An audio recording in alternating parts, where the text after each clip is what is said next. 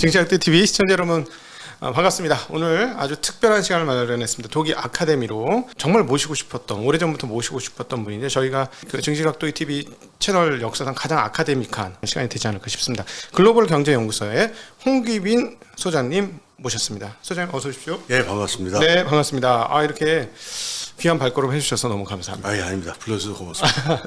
참고로 우리 홍기빈 선생님이 그 저기 KBS나 MBC 이런 데만 나가시지 유튜브는 오늘 처음이시랍니다. 그래서 얼마나 감사하고 고마운지 모르겠어요. 아닙니다. 네, 오늘 이제 그 최근에 일어나고 있는 경제 현상들에 대한 것들을 과연 우리가 어떻게 봐야 되는가 하는 좀 질문을 좀 드리고 싶은데요. 특별히 이제 2020년 코로나 사태 이후에 그 각국 정부들이 어마무시한 돈을 풀었습니다. 그래서 그리고 또 그 재정도 지출했고, 그러니까 2008년도하고 가장 큰 차이는 2008년도에는 은행권으로만 뱅뱅 돌았던 돈이 이제는 시중 일반인들의 주머니에 꽂혔거든요.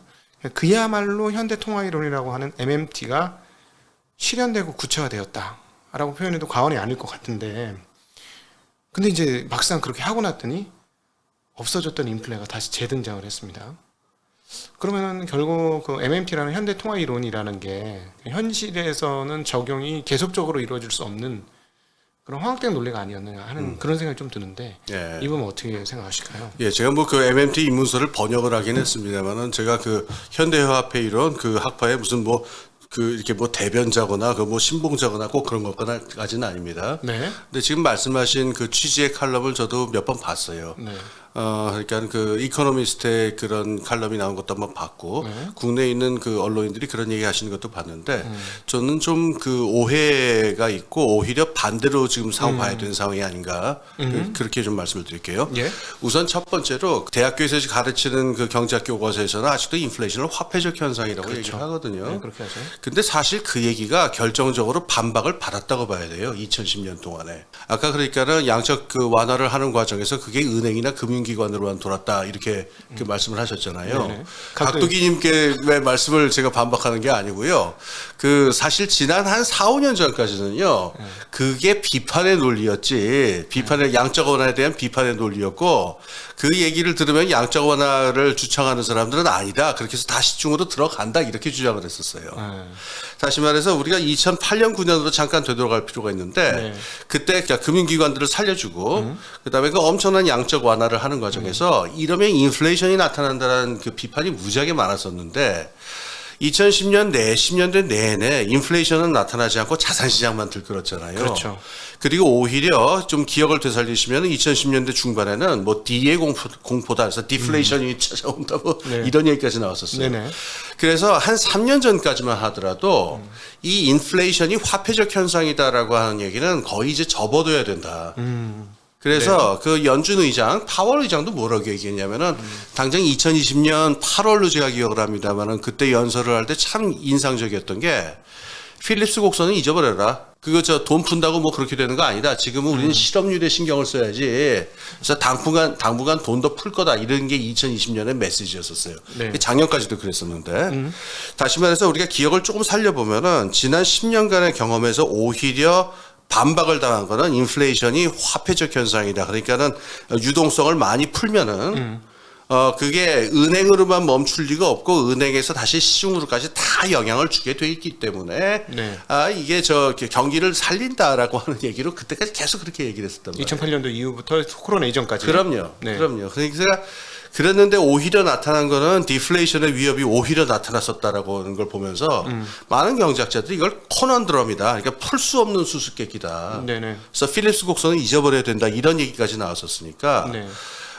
코로나 이후에 이제 그 말하자면 재정 지출이라든가 이런 것 때문에 보통 사람들의 주머니에 직접 돈을 꽂은 그 면이 있죠. 그렇죠. 그러니까 이제 구매력이 이제 자극이 된 부분이 있는 건 분명한데, 그렇다고 해가지고 기존의 통화 이론에 있어가지고 아주 큰 어떤 단절이 있었다고 말할 수는 없어요. 그러니까는 이걸 들어가지고서 인플레이션의 다시 화폐적 현상이다라고 얘기하는 건 무리가 있고, 지난 10년간을 보자면 오히려 반박을 당한 거죠. 네. 그 다음에 이제 MMT 이론에 대해서 조금 말씀을 드릴게요. 그러니까 MMT 이론이 이렇게 좀 속류적으로 좀 오해가 되다 보니까 딱 요 버전으로 그 유통이 되는 것 같아요. 네. 인플레이션 걱정 말고 돈 팍팍 풀어라.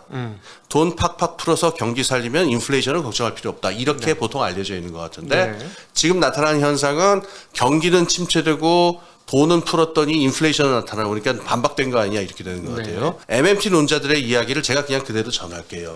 이분들은 그 양적 완화 상황에서 이런 식으로 돈을 풀면 인플레가 벌어진다라고 얘기를 했었어요. 이분들이 얘기할 적에 이분들이 인플레이션 그 걱정을 안 한 게 아니고 인플레이션의 원인은 주로 그 조세 징수하고 관련이 돼 있다라고 얘기를 해요. 네. 그러니까 이 사람들이 얘기하는 화폐의 구매력이라고 하는 게 궁극적으로 뭐로 뒷받침되면은 정부의 징수 능력하고 관계가 되어 있기 때문에 정부가 그러니까 그 세금을 늘리고 증세를 하고 징수 능력을 확보해 가지고 화폐의 쓰임새를 강력하게 보장하지 않는 한 화폐 자체의 구매력이 떨어질 위험이 있는데 이 코로나 상황에서의 재정 정책이라고 하는 게 증세 쪽은 보지 않고 그냥 푸는 쪽으로만 얘기를 하고 증세만 있는데 되고 징세는 안 된다는 말이죠. 그렇죠. 증세를 해가지고 그 화폐 가치를 보장을 하지는 않고 그냥 재정 확장만을 하게 되니까 이건 오히려 인플레이션으로 나타날 가능성이 있다라는 얘기를 하나 했었어요. 아 그러면 그 세금으로 이렇게 그 환원까지가 잘 되어야만 MMT가 제대로 된 그림이 그려진다는 말씀이죠. 그렇습니다. MMT론자들이 굉장히 강조하는 거는 그거는 전에 뭐 아르헨티나 위기라든가 여러 번 왜 하이퍼 인플레 같은 게 있었잖아요. 그때마다 가장 문제가 되는 거는 정부의 조세 징수 능력이 단단히 뒷받침돼서 화폐 가치가 보장돼야 된다라고 하는 게 제일 1번이에요. 적시에 적소에서 돈을 다시 끄집어내야 된다는 거예요. 정부의 그렇습니다. 그 어떤 재정 운용의 능력을 유지하고 담보하기 위해서 사실은 돈을 뿌렸는데 이렇게 논에 물을 댔는데 어떤 논은 좀 지류에 있는 논에는 물이 안 들어가니 그게 문제다. 우리가 항상 그런 식으로 논리를 전개해 왔었지 않습니까? 지금까지. MMT 론자들은 그냥 훨씬 더 돈을 넘치게 부어서 안 들어가는 논이 없게 다 물을 봐주고 대신에 물을 뺄 때 잘 빼면 된다. 이렇게 예를 들어서 표현해 보면 될까요? 지금 물의 예를 드시니까 그걸 조금 발전시켜서 말씀드리면 될 것 같아요. 저 인플레이션이 화폐적 현상이라고 보는 거는 밑에 그 화폐 수량서를 밑에 깔고 있잖아요. 근데 화폐 수량서는 이게 되게 오래됐어요. 코페르니쿠스 문헌에도 나오거든요. 이거는 그 화폐가 그 지금 논을 돌아가는 물이다라는 식의 액체가 유통을 한다라는 그런 메타포에 비기고 있는 이론입니다. 근데 MMT는 이걸 반대해요.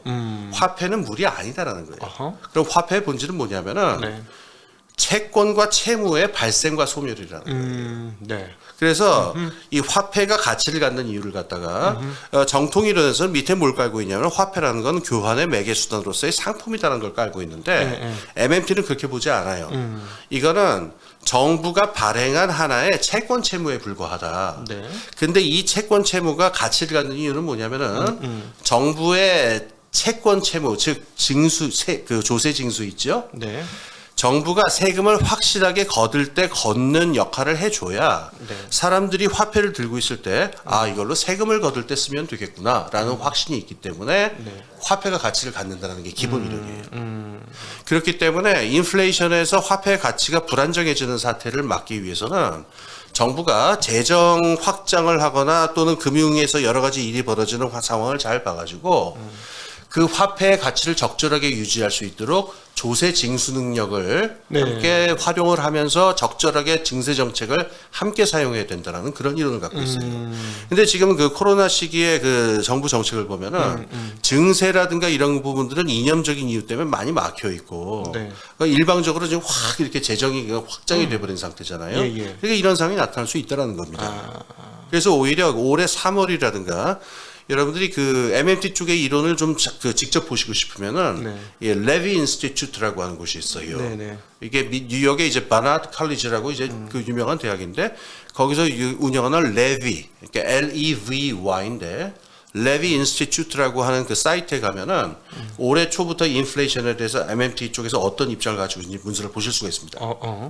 한 가지 이것보다 더 중요한 문제가 있는데요. MMT 이론이 역점을 두는 거는 돈 팍팍 풀어라라는 얘기를 하는 게 아니고요. 거시경제의 균형을 볼 때 가장 중요한 거는 부채다라는 거예요. 즉 부채가 네네. 부채의 전체 사이즈도 중요하지만은 네. 이게 위험 요소를 가져오죠. 그렇죠. 그 다음에 이 부채의 구성이 더 중요합니다. 그러니까 민간 부채가 있고 정부 부채가 있고 대외 부채가 있잖아요. 네. 이 세 가지 부분에서의 그 부채의 구성이 어떻게 변하고 어떻게 돼 있냐에 따라 가지고 네네. 금융 시스템에 불안이 올 수도 있고 거시경제에 불황이 올 수도 있고 네. 요걸 가지고 주로 분석을 하는데요. 네. 이 MMT가 이쪽에서 굉장히 성과를 거뒀습니다. 이분들이 한 98년, 90년대부터 네. 이 방법론을 사용해 가지고 2000년대 중반쯤에 그 세계 그 금융 위기가 올 거다라고 한 7년 정도 얘기를 했었어요. 네. 이건 그냥 뭐 자의적으로 뭐 위기가 온다 이렇게 얘기한 게 아니고 정확한 방법론하고 정확한 데이터를 가지고서 대략 이런 조건이 충족이 되면은 전반적인 금융위기가 올 수 네. 있다는 걸 지적을 했었어요. 예, 요게 이제 MMT의 제일 중요한 강점이거든요. 근데 이 부채 구성. 부채에 뭐가 문제가 되면 위기가 온다고 하는 걸까요? 이분들이 말하는 건 이래요. 그러니까는 부채가 지금 말한 세 부분, 정부 부문하고 대외 부문하고 민간 부분 세 부분 있죠. 네네. 세 부분에서 항등식으로 존재한다는 거예요. 부채는 예, 네. 그렇습니다. 그러니까 이 세 부분의 부채와 그 채권을 합쳐보면 항상 0이 나오게 되어 있기 때문에 0이 나오게 돼 있어요. 네네. 그래서 만약에 대외 부분이 일정하다는 가정에서는요. 정부가 부채를 늘리지 않는 한 민간이 부채를 줄일 길이 없다라는 거예요. 누가 이게 받아줘야 돼. 그렇습니다. 카운터 파트너가 항상 있어야 된다는 그렇습니다. 말씀이시네요. 그렇습니다. 네. 이게 항등식 관계이기 때문에 네. 대외 부분이 고정돼 있다고 한다면은 그러니까 정부가 부채를 늘리지 않으면은 민간이 부채를 늘릴 수밖에 없어요. 민간이 그 부채가 반대로 마찬가지죠. 나면 문제가 생기는 거네요. 그렇죠. 그러면 민간 쪽에서 정부가 균형 재정한다고 그래가지고서 계속 부채를 줄여나가게 되면은 네. 그런데도 저 경제 성장이 이루어져서 그 금융적인 부가 늘어나면 그건 고스란히 민간 부채로 늘어나게 되기 때문에 어느 시점이 되게 되면 이거는 그 위기로 가지 않을 수가 없다라는 얘기예요. 정부도 부채가 많으면 일방적으로 정부 부채가 많아도 그럼 정부의 신뢰성이 떨어지는 당연하죠. 것도 문제가 되긴 하네요. 당연하죠. 그래서 시점을 봐가지고 정부의 부채하고 민간의 부채를 봐가지고 네. 상황에 따라서 한쪽이 한쪽을 끌어안거나 이렇게 해가지고 적절하게 이 구조를 갖다가 잘 유지를 해야 되는데 네. 2000년대에 들어온 상황에서는 어떤 이념적인 이유 때문에 정부는 계속 균형 재정을 고집을 하는 상황에서 금융기관의 어떤 작동이 모조리 민간 부채의 폭발적인 증가로 나타나니까 2008년도 리만 사태 이게 거고. 거시경제 정책 불안을 가져오지 않을 수가 없다라는 얘기고 여기 이제 하이먼 민스키라든가 네네. 그게 이제 MMT도 연결이 되는 한 오랜 전통이었는데 네. 이 사람들이 이런 성과를 거뒀던 거는 많이 인정되는 겁니다. 이 관점에서 보자면은 이분들이 지금 2022년 상황에서 오히려 더 주요하게 강조하는 부분은 네. 현재의 고금리 정책이라고 하는 거는 답이 아니다라는 거예요.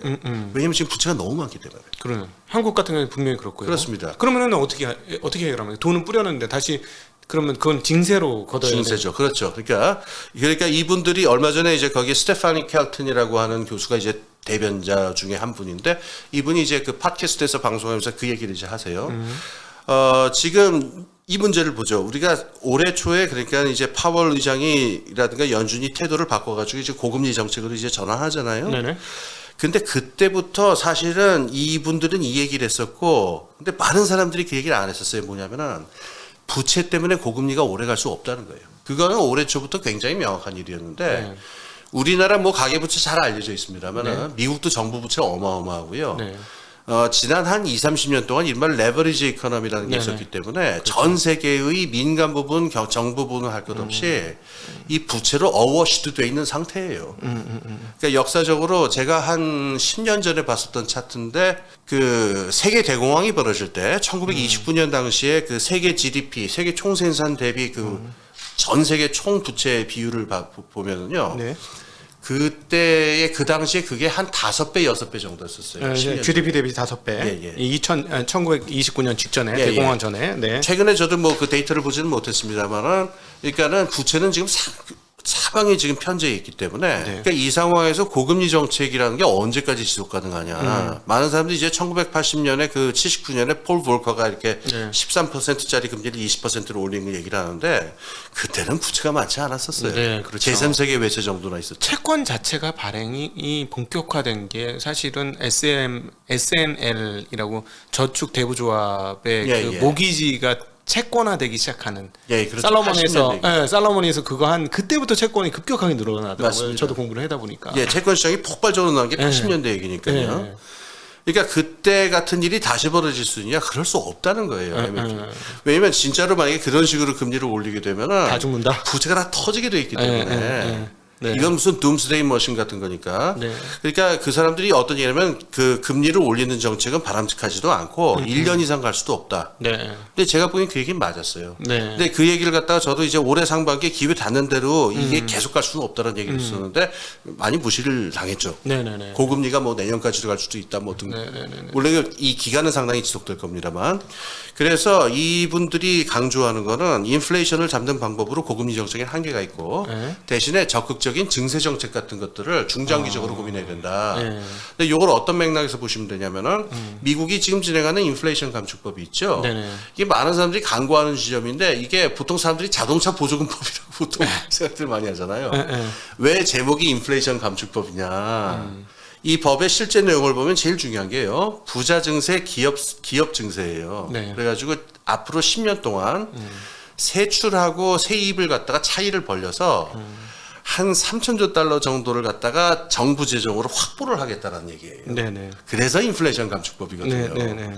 그래서 미국 하원의 그 예산 예결위원장이 있는데 이 사람이 2021년에 인터뷰를 한 걸 보면은 MMT 부분을 직접적으로 그 언급을 하면서 네. 그러니까 증세 인플레이션에 대해서 싸우는 방법으로 증세 같은 부분들을 적극적으로 고려해야 된다 이런 얘기를 해요. 그러니까 아직도 미국의 영향력이 없지 않고 네. 흔히 말하는 식으로 이렇게 패퇴하거나 완전히 망하거나 그렇게 보는 건 무리가 있다고 생각합니다. 제가 오늘 번지수를 잘 잡았습니다.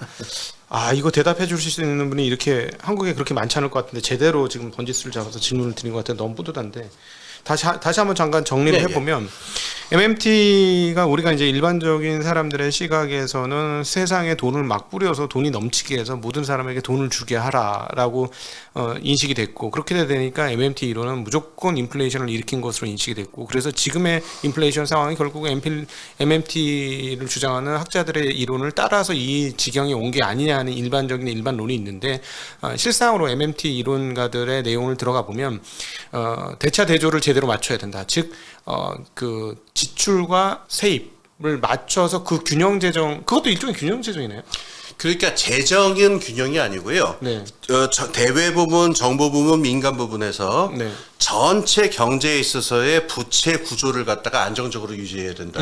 그 과정에서 정부가 네. 이걸 이 전체의 균형을 맞추는 데서 필요하다면은 확장 재정 같은 걸 두려워서는 안 된다라고 하는 대신에 거죠. 확장 재정을 하면 반드시 돌아오는 징세, 예, 세금을 증세를 했든지 어떤 식으로 하든지 그 돈을 뿌린 만큼 세금을 걷어들이는 장치가 있어야만 MMT가 완성이 된다. 그게 약하면 인플레이션도 귀결될 수 있다는 거예요. 예. 예. 그렇게 정리를 해야 된다. 그래서 예. IRA법도 일부 MMT 이론의 예. 구체적인 궤를 같이 하고 있다고 봐야 됩니다. 예. 예. 근데 이게 이제 말은 쉬운데 보니까 말입니다. 예. 사실 이런 부채 레버리지 80년대 이후에 레버리지 이코노미라고 말 표현을 하셨는데 이 부채 시대가 온 게 누구나 좋잖아요. 누구나 도덕적 해이고 예. 그리고 자본가들은 더 신나고 예. 훨씬 더 유리한 입장이니까 예, 이미 예. 기존에 가지고 있는 자본으로 자본을 늘리기가 더 좋은 세상이니까 예. 근데 일반인들도 당장 배고프고 주머니가 비었는데 돈을 받을 수 있으니 예. 좋고 모두가 좋은 거잖아요. 예. 근데 최근에 이제 한국에서도 나타납니다만 징세 관련해 가지고는 저항이 상당하거든요. 예, 지금 뭐 우리 저희 주식 관련해서는 저도 그거는 개인적으로 상법 개정하고 증세해라. 그걸 제대로 바터를 쳐라. 그러지 않으면 저도 반대한다. 저도 그 입장이거든요. 양도 차익과세 이런 것들이 있는데 그런 거가 있으면 조세 저항이 상당하지 않습니까? 그렇죠. 이게 근데 이론적으로는 좀 뭔가 이렇게 밸런스가 맞는 것 같은데 실제로는 굉장히 어려운 것 같은데요. 그 제가 그 두 부분을 나눠서 말씀드릴게요. 우선 그 조세 그 징수 그 문제 그 형평성 문제 조금 이따 말씀드리고 네네. 아까 처음에 말씀하신 질문이 저는 굉장히 중요하다고 생각해요. 뭐냐면은 레버리지 이코노미라고 하는 거는 누구나 다 행복한 뭐 그냥 빚내면 되는 거니까 대출 받으면 되는 거니까. 근데 이거 하다 보면 이런 문제가 나타날 수 있다는 건 누구도 모르지 않았을 텐데 어쩌다 이렇게 된 거냐라고 하는 그 굉장히 근본적인 질문이 있어요. 이 질문을 짚고 넘어가는 게 굉장히 중요한데요. 이게 사람들의 통념하고 많이 달라요. 이게 사실은 이른바 신자유주의 시절에 생겨난 틀인데 이걸 주된 주범이라고 부를 수도 있고 주된 주인공이라고 부를 수도 있는데 저는 앨런 그린스펀을 뽑고 싶어요. 네. 어떤 거냐면 이렇습니다. 우리가 금융의 역사를 보면은 오히려 이 금융 시스템을 함부로 그 날뛰게 내버려둬서는 안 된다라고 하는 사고 방식은 1930년대에 나타나서 네. 요게 대략 한 60년대, 70년대까지를 지배하거든요. 29년도 대공황을 맛보고 나니까 깜짝 놀라서 그럼 안 된다는 생각을 한 거죠. 그렇죠. 근데 이 80년대에 들어와 가지고 이 통화에 대한 전혀 다른 관점이 나타나면서 네. 얼마든지 풀어도 된다라고 하는 이론이 차곡차곡 쌓이는데 그 이론 구조는 이렇습니다. 금융시장이 알아서 한다는 거예요. 레버리지를 아무리 푼다 하더라도 금융시장은 완전하고 여기 있는 투자자들은 똑똑하기 때문에 리스크 계산하고 수익성 계산을 다 해서 그 시장의 정상적인 작동만 보장이 된다면은 다 알아서 그 밸류에이션도 다 되게 돼 있고 적절한 유동성 조절도 되게 돼 있으니까 all you have to do. 그러니까 그냥 고민해야 될 건 딱 하나다. 금융시장의 모든 규제를 풀면 된다. 그러네요. 시가평가 제도라는 그렇습니다. 거. 저 2008년도 리만 사태의 마지막 결정타가 시가평가 제도라고 표현을 하는데 예, 예. 사실 그 시가평가 제도는 금융회사들이 먼저 해달라고 했던 거고. 그렇죠. 그것 때문에 작살나니까 이거 다시 바꿔달라고 장부 그 배후에는 90년대부터는 앨런 그린스판 시스템이 있는 거거든요. 그 그린스판의 논리는 이래요. 이 사람이 쓴 책을 보면은 참 굉장히 그 무지막지하기도 하고 강력하기도 한 논리인데 사람을 움직이는 거는 탐욕하고 공포 딱 두 가지라는 거예요. 그래서 이 두 가지만 가지고 사람이 움직이게 만들면은 최고의 합리성이 나오기 때문에 네. 다른 어떤 규제도 필요 없고 탐욕과 공포만 지배할 수 있도록 판을 짜면은 적절하게 합리적으로 규제되어 있다. 이게 이 사람 철학이잖아요. 네네. 그래서 90년대 이후에 그린스판이 실제로 했던 일을 보면 계속 금리를 내렸어요. 네. 9.11 테러 이후 정말 미친 듯이 금리를 내렸죠. 90년대에도 계속 내렸습니다. 무슨 건수만 있으면은 구실 잡아서 계속 내리고. 네. 그러니까 월스트리트에서는 영웅이었죠. 네. 그러면서 어떻게 되면 뭘로 규제할 거냐? 금융시장의 규제를 풀어서 합리적으로 금융시장이 작동할 수 있게 하면 된다라는 거. 네. 이래서 여기까지 온 거잖아요. 네. 그래서 이제 2008년 9년에 있었던 게 그 그린스펀 신화가 무너지고 의심을 받게 된 그 문제 하나 있죠. 그러니까 이 시스템이 과연 2020년 이후에도 계속될 것이냐에 대한 의문은 나와요. 네. 추가로 하나 더 있습니다. 아까 그 왜 사람들이 보통 MMT를 오해하는 거 있죠. 그냥 이것저것 따지지 말고 돈 풀어서 해결하자. 네네. 이걸 실제로 프랙티스한 사람은 사실 버냉키죠. 그러니까는 이 버냉키 의장이 있을 적의 이론이라 이 사람이 보통 통화주의자로 알려져 있습니다만은 통화주의자가 보통이라는 게 보통 사람들 통념하고 다르게 위기가 닥치면 돈 풀어서 해결을 하고 결국 귀결됐거든요. 네. 요번에 노벨상도 받았습니다만은 결국 이론이 돈 풀어서 금융기관 몇 개를 탄탄하게 지키면은 시스템이 안정된다 이런 얘기로 귀결이 되는데 네. MMT론자들이 뭐라고 항의를 하냐면은 이 이론은 우리가 만들어낸 이론이 아니고 버냉키가 10년 동안 했던 거를 그냥 묘사한 것에 불과하더라고 보통 말이. 그러니까 지금 레버리지 이코노미의 문제라고 하는 거는 이게 지난 30년 동안 이게 왜 관행이 됐는가에 대해서 근본적으로 한번 생각해 보시면은 요게 앞으로도 유지가 될지에 대해서 어떤 인사이트를 얻을 수 있을 것 같아요. 네. 데이비 씨가 지금 말이 길어졌습니다. 아니 되게 중요합니다. 왜냐하면은 예. 지금 사실 뭐 그 문제와 관련해서 우리 투자자분들이 이제 고민을 하셔야 될 부분 뭐냐면 지금 이런 부채 자본주의가 더 이상 지탱이 될 수 있느냐? 금리가 고금리로 가고 인플레이션이 계속 해서 금리가 과거 대비 완전 저금리가 이제 40년 역사의 장구한 그렇죠. 채권 금리 하락, 즉 채권 가격 40년 상승장이 끝났고 예. 대상승이 끝났고 인류 역사 가장 긴 상승장이 끝났고 채권의 시장이 예. 새로운 시대가 벌어지면 이제 그러면 부채의 규모가 줄어들 거 아니냐? 그럼 부채의 규모가 줄어들 때 우린 투자를 어떻게 해야 하느냐는 인사이트를 반드시 갖고 계셔야 되기 때문에 저 이거 되게 중요하다고 보거든요. 투자자들한테도. 예, 저도 뭐 그렇게 생각합니다. 예, 왜냐면 이건 사실은 그 중력이 거꾸로 뒤집히는 거나 마찬가지인데 이 채권 시장의 흐름이 반대로 간다는 얘기는 벤치마크의 움직임이 거꾸로 뒤집힌다는 얘기니까 추세적으로 보면 지금까지의 모든 사고 방식을 거꾸로 뒤집어야 되거든요. 그렇죠. 예, 근데 거의 한 세대 반 흐름이었기 때문에 그렇습니다. 못 바꿔요. 제가 채권 시장 계속 관찰을 했는데 올해 내내 얘네들이 이제 곧 불경기가 올 거야. 곧 불경기가 올 거고 곧 그러면 금리는 떨어질 거야라는 생각이 아주 지배적인 거고 지난 6월달과 10월달에 두 번 패닉 이후에 또 다시 그런 예. 생각을 다시 갖기 시작해요. 예, 제가 예. 옆에서 관찰자로서 채권 시장 이 흐름들을 보면 말이죠. 예, 예. 그러니까 이 채권 시장 이 40년간의 어떤 습성, 관성 예, 예. 이것에서 지금 벗어나지 못하고 있다는 느낌이 너무 많이 들거든요. 예. 부채 시대의 최고 향유자들 아닙니까? 그렇죠. 예. 그렇습니다. 그럼 부채가 앞으로는 그러면은 과거와 다른 길을 갈 수 있다 이렇게 예, 보시는 다른 건가요? 길을 갈 수 있고 가야 되는데 여기서 하나 문제가 있습니다. 현재 있는 부채를 전 세계적으로 구조 조정을 해야 연착륙이 가능해질 거예요. 근데 부채의 구조를 보면요. 민간 부채도 부채고 정부 부채도 부채지만은 리스크 부분에서 조금 달라요. 네. 정부 부채는 그래도 조금 이 리스크 관리가 되고 네. 그다음에 국제적인 채권 시장에서 뭐 자경단도 움직이고 그래가지고 어느 정도 좀 관리가 되는데 네. 민간 부채는 이게 말이 민간 부채지 굉장히 이질적이잖아요. 그렇죠. 정부는 증세권도 있으니까 그렇죠. 쉽게 얘기하면 수입이 계속 있는 사람이고 그렇습니다. 개인은 수입이 있는 사람도 있고 없는 사람도 있고 하니까 그렇습니다. 격차도 크고. 예. 네. 그리고 민간 부채는 이게 말이 하나지 가계 부채도 있지 부동산 프로젝트 파이낸싱도 있지 가지가지니까 여기는 거의 럭비공처럼 될 수가 있어요. 네. 그러니까 여기서 그 리스크 관리를 하려면은 어느 나라는 민간 부채가 훨씬 더 많은 데가 있고 어떨 때는 그 국가 부채가 많은 데가 있으니까 이걸 갖다가 적절히 구조 조정을 해야 되는데 네. 그게 아까 지금 말씀하신 그 문제랑 직결됩니다. 사람들의 엄청난 저항이 있을 거예요. 네. 왜냐하면은 이 부채를 구조 조정한다는 거는 정부가 증세를 해서 재원을 마련해 가지고 민간 부채 일부를 끌어안기도 하고 또는 정부 부채의 상당 부분을 갖다가 채권을 마련해 가지고 금융기관한테 넘기기도 하고 등등의 과정인데 이게 몽땅 제일 첨예한 정치적 쟁점들이거든요. 네. 그러니까 여기서 당연히 조세 저항이 나올 수밖에 없는 거고 그게 말이 되느냐 등등등등 하니까 그 전에 우리가 한 30년 동안 금융시장에서 벌어졌던 거는 투자자들의 어떤 합리적인 행동에 의해서 그냥 그야말로 몰린격적으로 임퍼스널하게 되는 것처럼 보였는데 이제부터 이 부채가 구조조정되는 상황은 상당한 정치적 과정을 수반할 수밖에 없기 때문에 네. 여기서 이제 투자자들 입장에서 좀 보시면은 좀 고민하셔야 될 거는 이게 예측이 안 되기 때문에 네. 이게 그러니까 리스크 계산도 힘들고 네.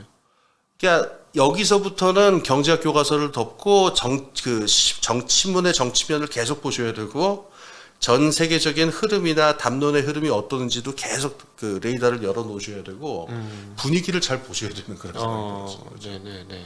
그래서 결론 얘기하자면은 이 부채의 구조 조정이라고 하는 건 굉장히 정치적인 과정이기 때문에 네. 이게 이제 불확실성을 가져오고 불투명성을 가져오는 일이 되는 거죠. 네. 하나 그럼 궁금한 점이 있는데 MMT는 이제 그 징세권을 가지고 완화된 통화를 조절한다, 네. 컨트롤한다라는 의미가 있다라고 보면, 근데 이미 지금 말씀하신 대로 이런 부채 시대에 진짜 여기서 얼마나 더 늘어나야 해 하는 이런 부채 시대에 그 MMT 론자들이 여기서 더 쓸 수 있는 것을 겁내지 말라고 하는 예, 예. 이 이론이 예. 과연 타당하냐? 오히려 부채를 전반적으로 줄여가야 되는 시대가 아니냐? 예, 예. 한 생각이 드는데 그건 어떻게 보십니까? 그러니까 지금까지는 이제 MMT 이론에서 그 장부, 회계 장부에 놓고서 항등식 이걸 맞추는 측면만 얘기하게 되니까 네. 당연히 그런 의문이 생기실 텐데 MMT 이론의 다른 측면이 있어요. 역동적인 측면이 있는데 그 돈 걷어가지고 그럼 뭐 할 거냐? 네. 이게 뭐 부채 구조 조정하는 데만 쓰이는 게 아니고 네. 뭐 그거랑 겹치기도 하지만 역동적인 산업 정책으로 경기를 살려야 된다.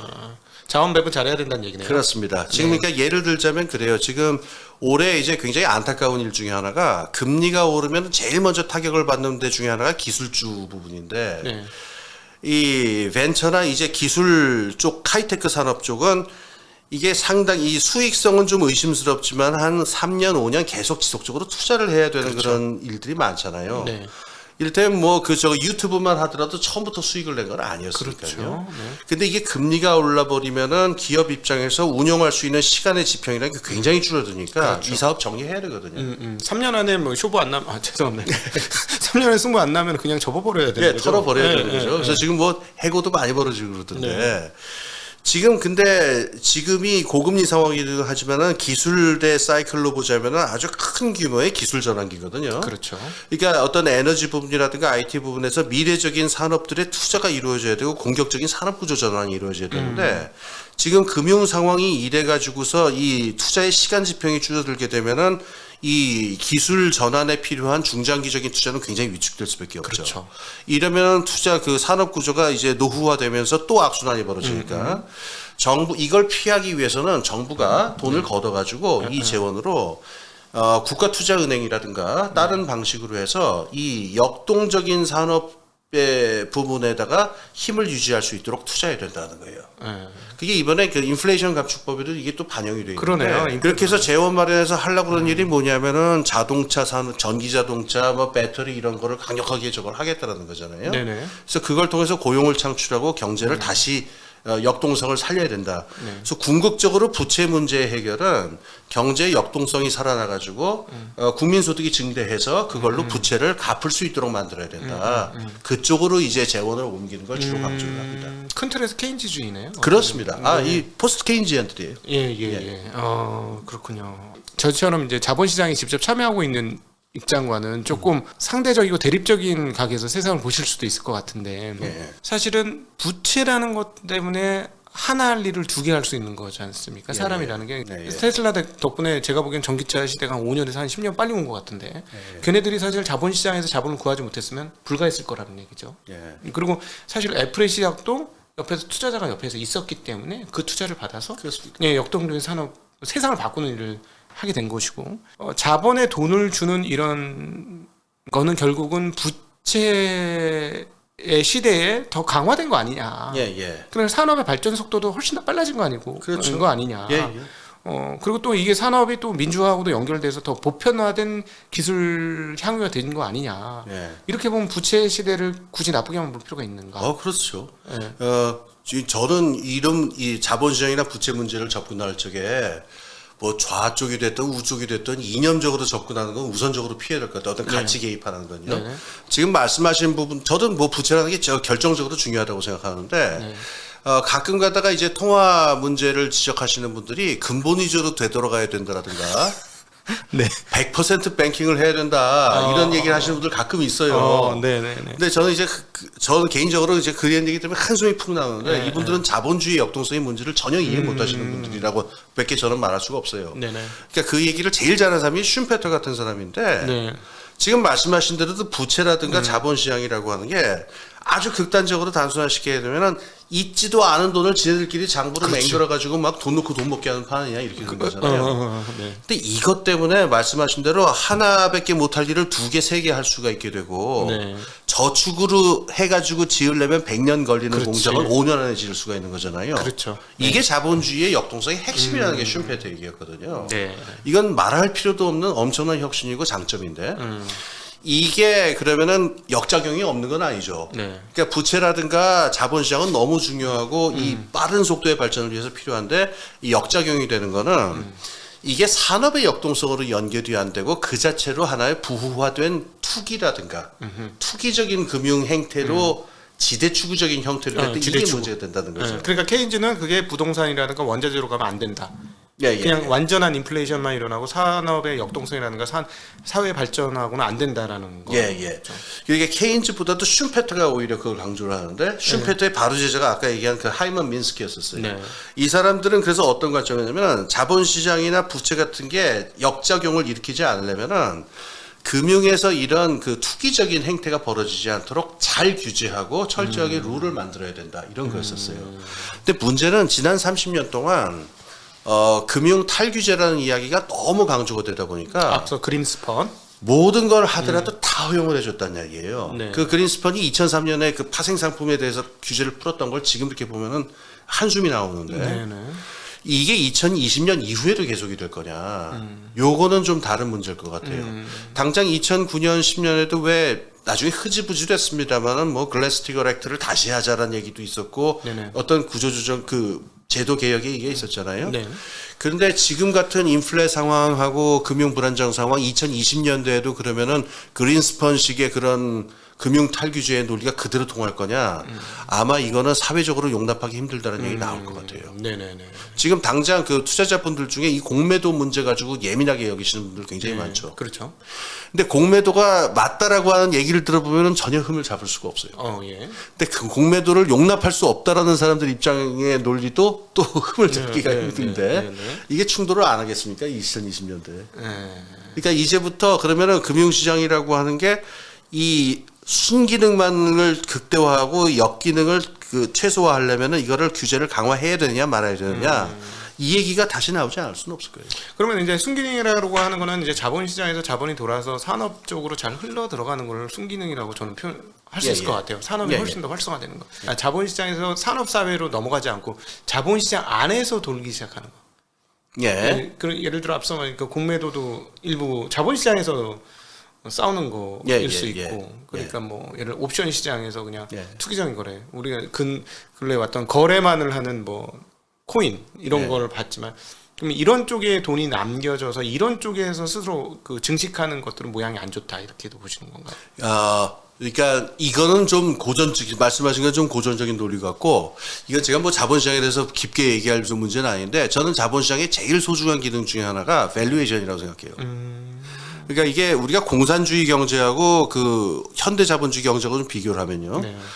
자본시장이 하고 있는 제일 중요한 기능이 공산주의 국가에는 뭐가 있냐면은 이 중앙경제계획기구가 있어요. 거기서 이제 규정해서 그렇죠. 밸류에이션 한다는 그렇죠. 얘기죠. 예. 그 기능을 지금 자본시장이 하지 않습니까? 네네. 그러니까 우리가 비단 어떤 큰 기업체뿐만 아니고요. 어떤 뭐 연금이라든가 여러 가지 사회 만사만물에 대해서 이게 어느 정도의 수익성이나 그 자산 가치를 가지고 있고 어느 정도의 자원을 여기다 배분해야 되느냐. 이걸 우리가 공산당 관료들한테 맡기겠습니까? 뭐 누가 이걸 답을 하겠습니까? 근데 이 부분에 대해서 인류가 그래도 지금까지 그 발전시킨 제일 합리적으로 계산해 볼 수 있는 어떤 그 제도 같은 것들이 자본시장에 있는데 이런 기능들이 순기능을 발휘할 때도 있고 네. 어떨 때는 이게 계산하면 안 되는 것까지 계산하겠다고 들어가다가 또 일을 다 망쳐버리는 수도 있고 그러네요. 네. 여기서 그러니까는 자본시장이라는 굉장히 강력한 기계가 있다고 하면은 이 기계가 아주 우리 삶을 잘 그 풍요하게 만들 수 있는 방식으로 제어하는 법을 우리가 이제부터 좀 지혜롭게 고민해야 되지 않나 그런 겁니다. 네.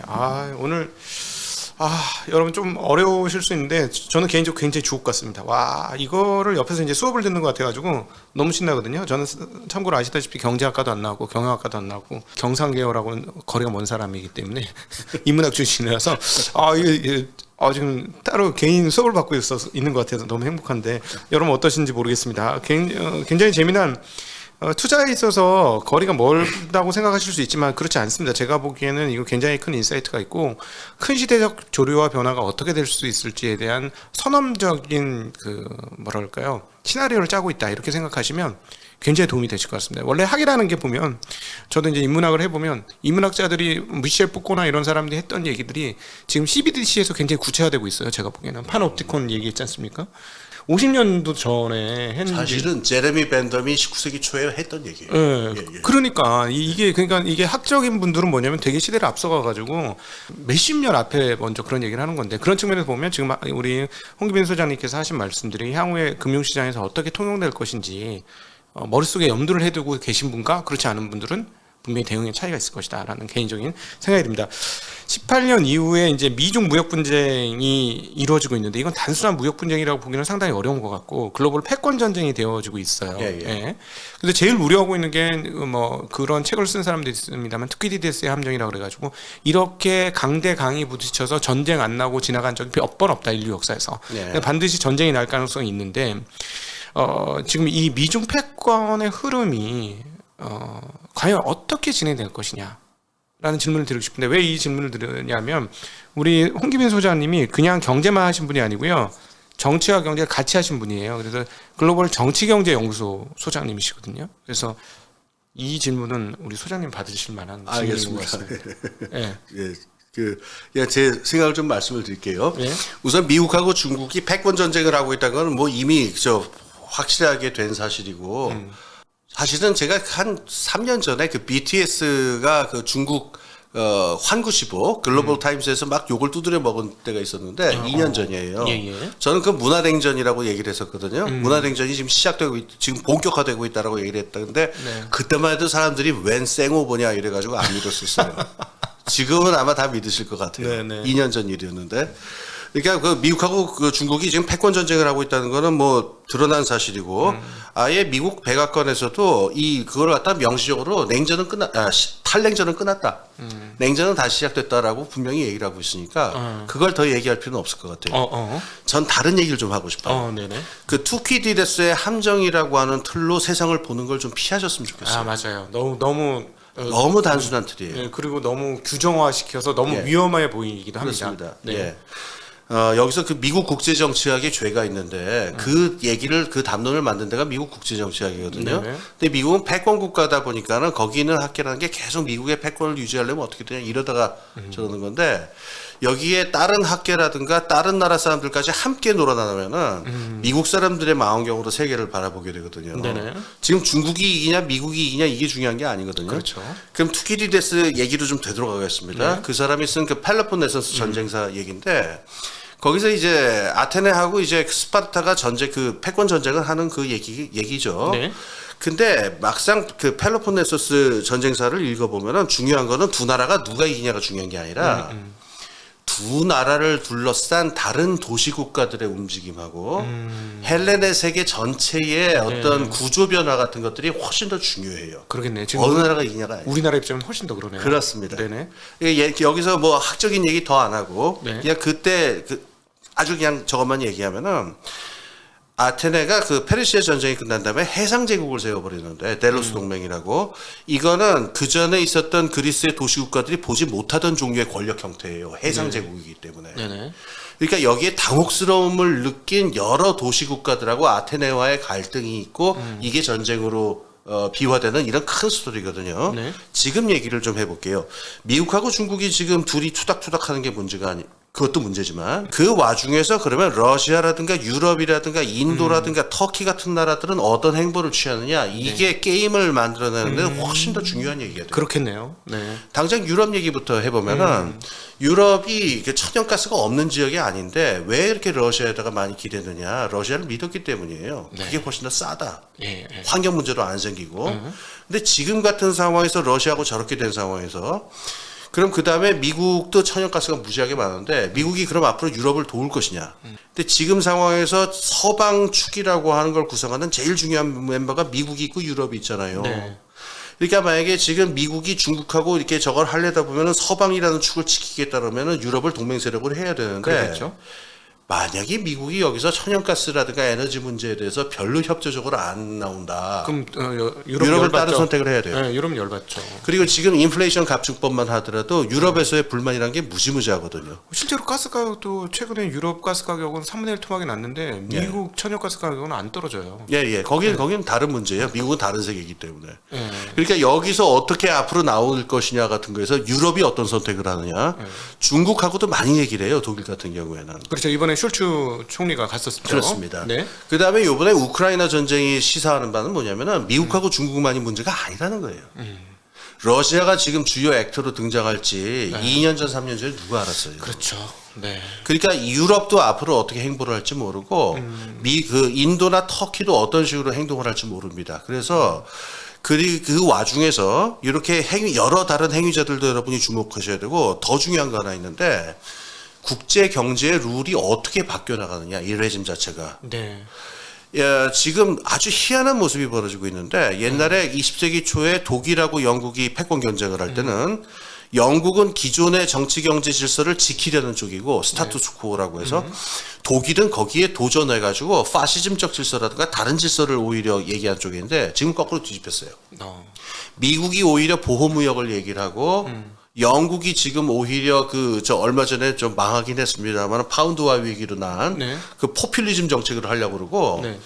러시아나 중국 같은 경우에는 왜 자유무역 질서를 어기러뜨리느냐 그리고 국제적인 글로벌 가버넌스를 왜 미국은 일방적으로 깨느냐 오히려 이런 레토릭을 휘두르고 있기 때문에 네. 지금 국제 어떤 WTO라고 여러분들 기억나실지 모르겠습니다만 옛날 얘기가 돼버렸죠. 네. WTO라든가 투자협정이라든가 이런 우리가 익히 알고 있었던 그런 국제경제의 어떤 규칙들이 앞으로도 통용될 것이냐. 네. 그리고 제일 지금 아주 목줄이 걸린 문제가 하나 있는데 이 기후전환 문제 있죠. 기후위기. 그래서 지금 그 넷제로로 해가지고 전 세계가 협조하고 합의해야 되는 이 국제적인 협력 체제가 이런 전 세계적인 갈등 상황에서 어떤 변형을 겪을 것이냐 이런 것들에 오히려 착목을 해야지. 네네네.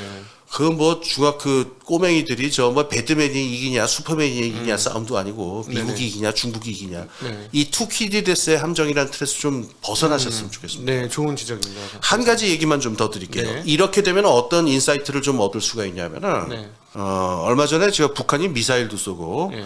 북한에서 이 김정은 위원장이죠. 네. 그 양반이 이제 무슨 언급을 했냐면은 그 북한을 갖다가 서해에서 동해를 관통하는 네. 관광단지를 문화를 만들겠다. 문화를 만들겠다. 북한에서? 예, 그거를 언급을 했어요. 아직 뭐 네. 명식으로 발표한 건 아닌데 설왕설래 하고 있죠. 근데 우리가 이제 흔히 생각하면은 이게 제정신이냐. 거기 중간에 이따만한 산맥이 있고 네.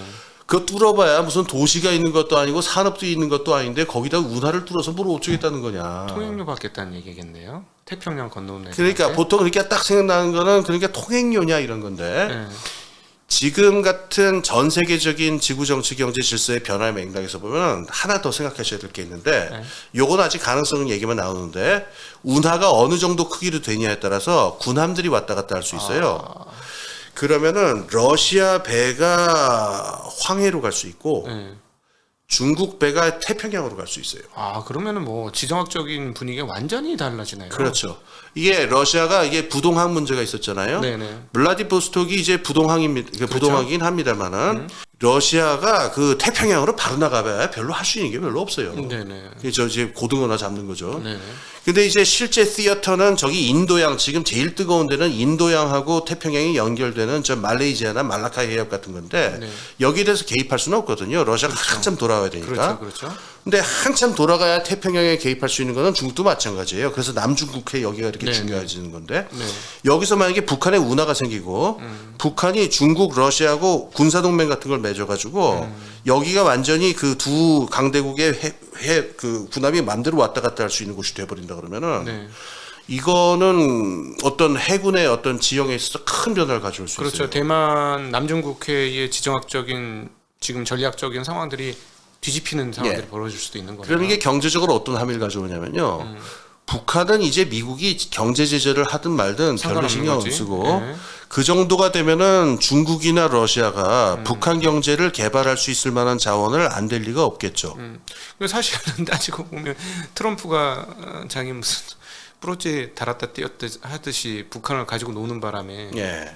북한은 사실 그 당시만 해도 분명히 그 기차를 타고 베트남까지 갈 때는 개방 경제 속으로 들어오고 싶은 그렇죠. 열망이 굉장히 크지 않았겠습니까? 아, 그건 그 아버지인 김정일이죠. 네. 김정일도 일관되게 네.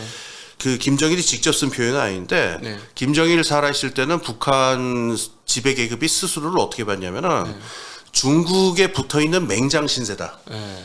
우리가 살지도 못하고 죽지도 못하고 있다. 네. 그러니까 우리의 활로는 어떻게든 미국하고 이게 쇼부를 쳐서 그렇지.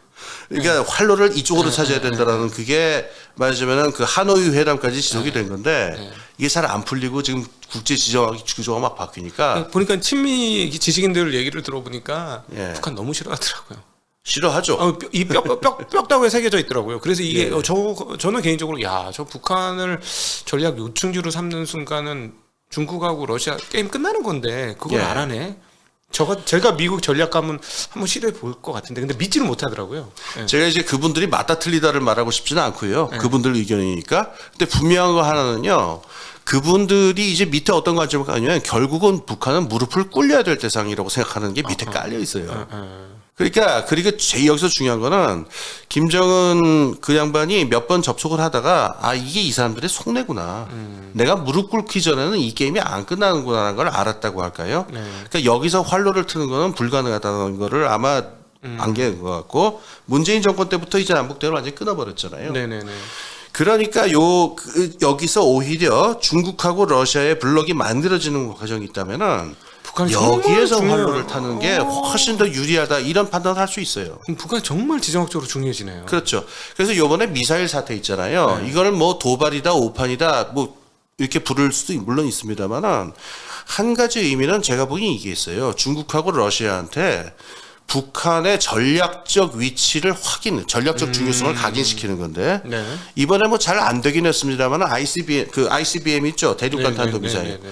이게 뭘 얘기하는 거냐면 우리 북한이 이런 역할을 할 수 있다. 미국에 대해서. 그러니까 여기에서 운하가 있다라든가 아니면 여기가 미사일 기지가 된다든가 하게 되면은 북한은 이 추축국이라고도 표현합니다. 중국하고 러시아의 관계 속에서 장내를 열어보겠다라고 하는 구상을 할 수 있다는 거예요.